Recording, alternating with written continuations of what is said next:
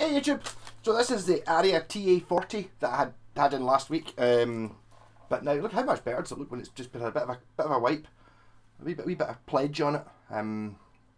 Oiled the fretboard, set it up. Fitted 8. So these are 8, 11, 14, 22, 30, 38. Basically kind of like, probably not far off 11s actually, but just all shunted down one. Yeah, so it's quite...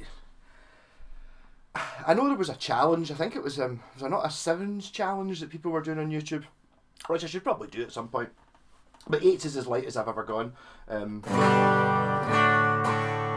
Involves quite a light touch and you can bend any note a ridiculous amount without trying. So I'm going to try and play it.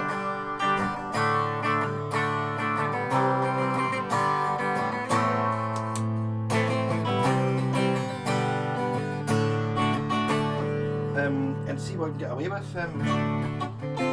I've always used 10s, but about 6 months ago, the guitar shop didn't have any 10s, so I bought a box of 9s and I was putting 9s on things and I got used to them pretty quickly. Where now I can take 9s and 10s no problem. 8s are probably the same. When I first put them on, it was just like, ooh. But I've been playing it for 10 minutes and you just play it a bit lighter. I've kind of altered to play to it.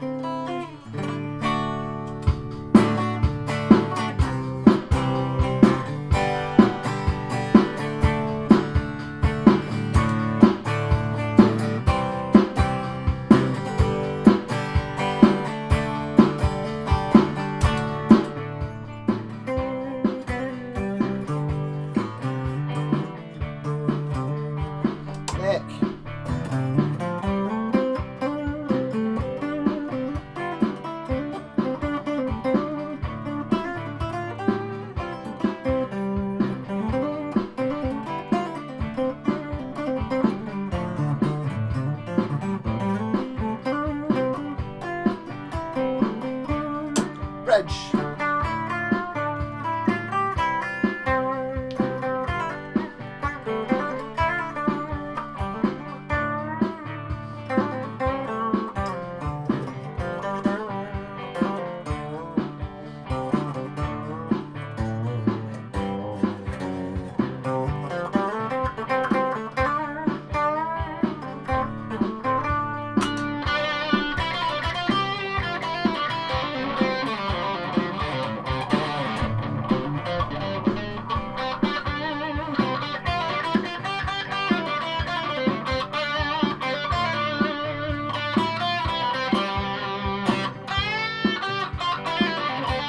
Very careful with every bend because I can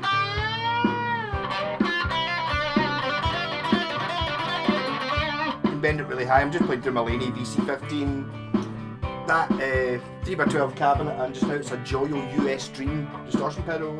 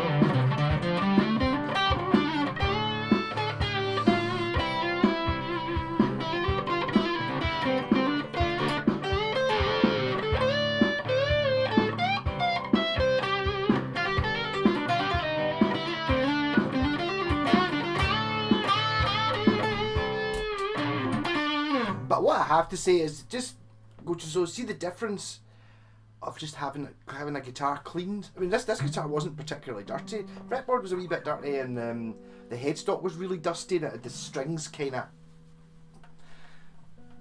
eye poking all over the place.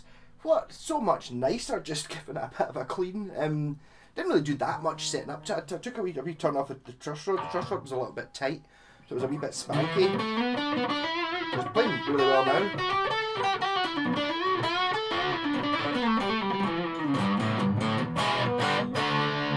I was also talking to a few folk about this from the comments. It was only last week I did the video. The first video. This is the 40.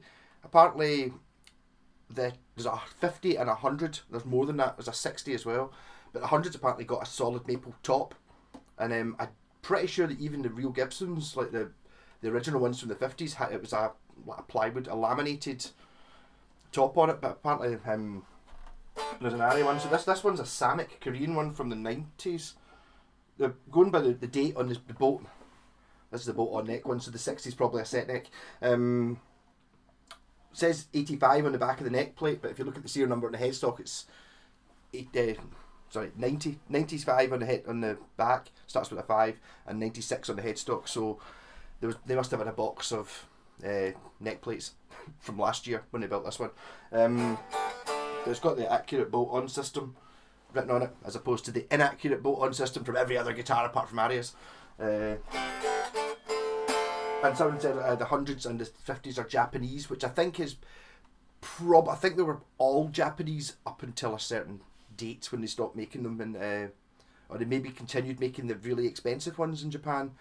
I'm not really sure exactly where they sit, and I don't really look up very many 335 type things. It's one of those things that's like, and I said in the last ones that I've had, like, every year or so I end up buying a 335 or getting one in and kind of liking it, but half an hour and decide I don't really like semi-hollows, apart from, I forgot about my Yamaha there, which is an AEX, which I do really like, but it's not really like this. I don't know what it is that's different.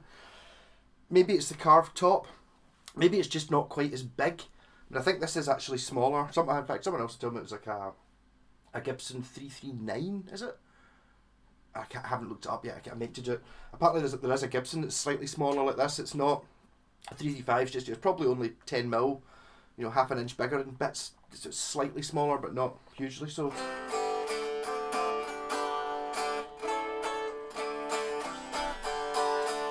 I'll probably put this on. I might even stitch this on with the video. It was 8 minutes, not that long.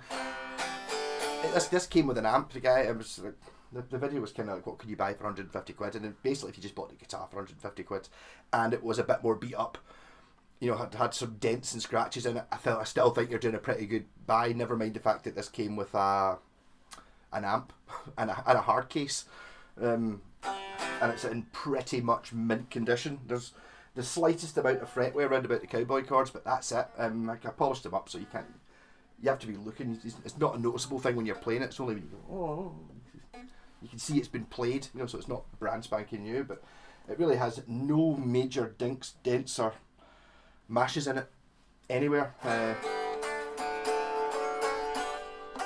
So I might stitch on the video from, I could do it another, I don't know how I'm going to do that. I've been having problems with my camera. I've just ordered a new one, so by the end of this week I might be in 4K, so yeah, I don't know what I'll look like in 4K. I don't know whether it's a good thing or not. But I've got a problem with the connection on this camera. It keeps, sometimes it doesn't work and I have to unplug it, plug it back in again, unplug it. Basically, I just got fed up with it. It probably means I'll have to go up to a 4K telly so I can see if it's working at 4K. But there we go. It's like technology's moved on. If you go back to any YouTube video that's 10 years ago, they're lower quality than I am just now. Like your Andertons ones and stuff like that are less than this. So it's about time I caught up, really. But I mean, this is a lovely guitar. I really like it. In some ways, I'm kind of happy that I didn't buy it, because I saw it for 150 quid, and it was like, oh, that's not a very good buy, especially with a hard case. And it's like, but then I would end up, and I'd been sitting here going, oh, do I keep it? I don't need any more guitars. I've got so many guitars, so I would end up just flipping it. And to be honest, I would probably have bought it just cleaned it the way I did, set it up. Probably wouldn't have put 8s on it, I would have put 10s on it, but and I would probably have flipped it for about 250 or something like that. I think that's what a guitar like this should be. In this sort of condition, maybe even more, but I think about 250 for this one, no case, no amp. A bit more used, is still a really good buy. I would say it's better than that guage I had, and that was a £400 guitar. I think I got 300 for it. It's a better guitar than that. It doesn't say guage on it. It says Aria Pro 2, so it's not worth as much money. But it's a better, like, build, playability, sound, everything apart from the fact it doesn't look like a guage and it doesn't say guage on the headstock. Bit of snobbery in there. But a good fun guitar.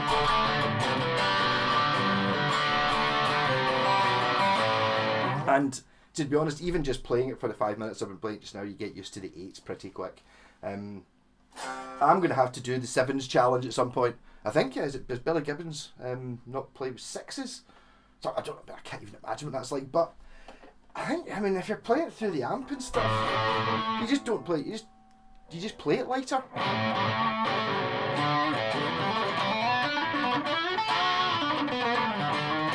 And just be a bit more careful when you bend, you don't bend too high. Because you can bend pure 10 notes. So your vibrato has to alter a little bit. You know, all the notes are still in the same place, you just don't hit them as hard.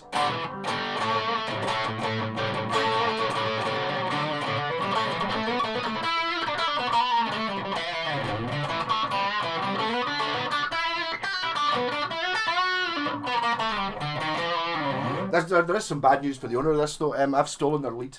It came with a hard case, the guitar, a capo, and an amp, and it came with this curly lead. And I really like this curly lead, so I'm just stealing it basically. I've nabbed it. I always liked the idea of curly leads, and I remember buying one before. This is going back probably, I don't know, probably not as much as 10 years in guitar. I bought a Fender one. And I thought, that's cool, a curly lead. It was expensive, it was like 15 quid or something like that. And I got it home, and it was like, oh, this is cool having a curly lead, excellent. And then see, whenever I moved about, it would just go. So when you moved the cable, it would just go. And I was like, oh, that's really annoying. So I took it back to the shop, and I was like, yeah, it's really, really noisy whenever you move the cable at all. You know, you do that, and it just goes. So the guy's like, up here, yeah, all right, can you show me that not working? So I went to try the guitar, and it was like, up here, there you go. So it was like, oh, well, fair enough. So do you want to try another one? And the other one was exactly the same. And I was like, right, well, except, yeah, well, this is a sort of lead. It's not for people who play gigs. It's for people who've got like their custom shop Strat and their Fender Tweed amp, and they want it to be authentic. Okay. It's like, so they don't mind a lead that just goes whenever you move it. So whatever that Fender one was, it was white. I think it was maybe even Tweed. It was white, and it wasn't that expensive, and it was rubbish. I think if you're playing, even if you are playing original 50s stuff, one of the things you don't want is, some things you want to be a bit, you know, you want a lead that works. There's no point in having, oh, this is a vintage lead and it's only get half the output of a normal lead. It's like, no, it's not what you want. You want a decent a decent lead, and this one seems to be that. It looks like just a PVC one. I don't think it's anything fancy, but I was using it in the studio all night as well, and it's, I don't know, I just think it's cool. It's very 70s, which suits me. So, rock on. I don't know what videos are coming up this week. Did a live stream last night. I know it'll probably be the night before. I think I've already put a video up for today. It's getting confusing. Ended up talking for like 3 hours and having issues. One of the issues I had with the start of the live stream was that camera. But I flipped onto my B camera, which is that one. And then it wouldn't connect to the internet. But it was sorted. I will be sorted soon. So Aria Pro TA40, yeah, just buy one. If you're thinking about buying a 335 type thing, then you can't really go far wrong. If you go to an earlier one, you can get Japanese ones, which are probably better. Well, they will be better, but they're probably an awful lot more expensive. This is really nice. As I said, Korea. Even says made in Korea stamped on the back, which they don't do very often. Yeah, lovely. Rock on.